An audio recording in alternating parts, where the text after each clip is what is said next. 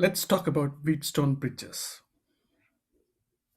Wheatstone bridges are circuits which help us measure resistances very accurately.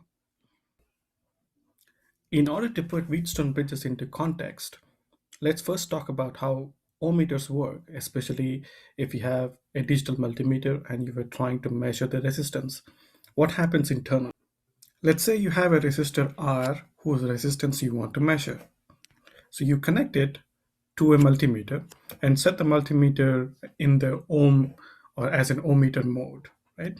So let's say these are the two probes which are coming out of the multimeter and you connect them to your resistor R. So when you set the multimeter in the mode where it is trying to measure resistance, internally the multimeter is connecting a known resistor in series with your resistance, and then it is applying a voltage Vref across the series resistors. And then internally too, it is also measuring the voltage at this point, basically the voltage difference across your resistance. There's an analog, if it's a digital multimeter, there's an analog to digital converter which will convert this voltage V into digital data, and then it does all the calculations necessary to measure what R is or to calculate what R is, right? So for example, if you know two resistors in series, you know there's a voltage divider formula which will give you the voltage drop across R, and the microcontroller does the necessary calculations and displays the resistance value on the screen. In fact, you can see that when you work out, you will get this particular formula. The problem with this setup is that the accuracy of the measurement depends very strongly on the accuracy of this analog to digital converter, especially when R is much smaller compared to the known resistance here. The measured value can be very unreliable. These are the situations where the resistance value R is in the range of milliohms. In these cases, digital multimeters are not very helpful. And this is also the case where the Wheatstone bridge shines. So let's look at how a Wheatstone bridge works. A typical Wheatstone bridge setup looks like this. You have two known resistors, R1 and R2, and you have a variable resistor R3. A variable resistor is a component which comes with a knob, and as you turn the knob, the resistance value changes. Right? So that means it's basically an interactive resistance value or interactive resistor. And you connect a known voltage V across the entire circuit like this.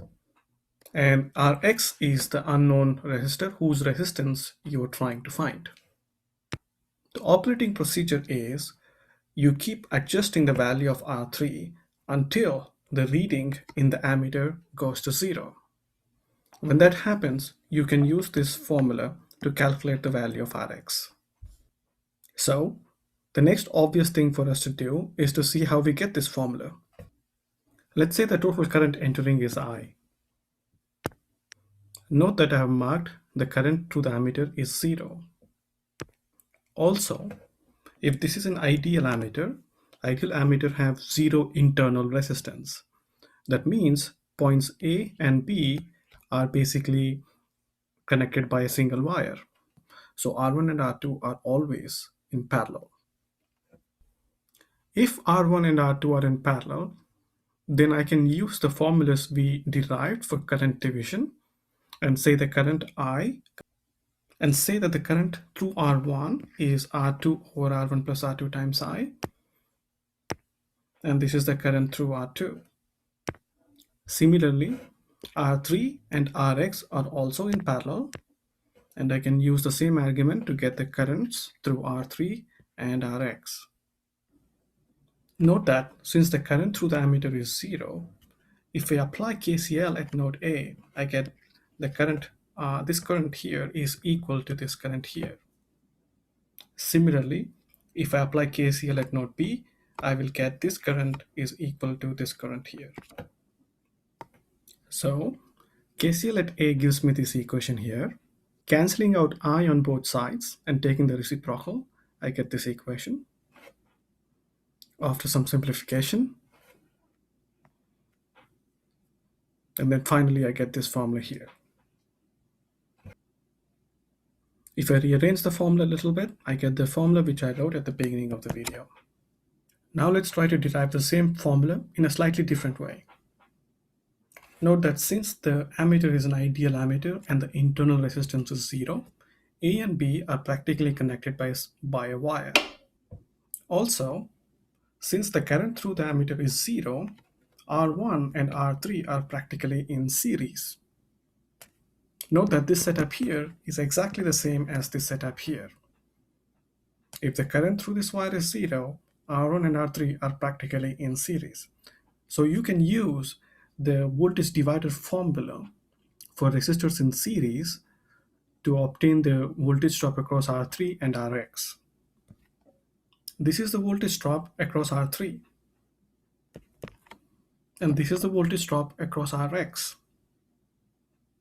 Now, since R3 and Rx are in parallel, these voltage drops have to be equal. Cancelling out V on both sides and taking the reciprocal on both sides, I get this equation here. After some simplification, I get the same formula again. And using this formula, we can calculate what Rx is. Note that in all this discussion, it doesn't matter exactly what value of V is. That means we don't need a very accurate voltmeter to do this measurement. Also, we're not relying on the exact value of the current reading in this branch. All we need to know is if there is a current flowing or not. So that means we don't need a very expensive ammeter either. Without using any expensive ammeters or voltmeters, we are able to measure a resistance value very accurately.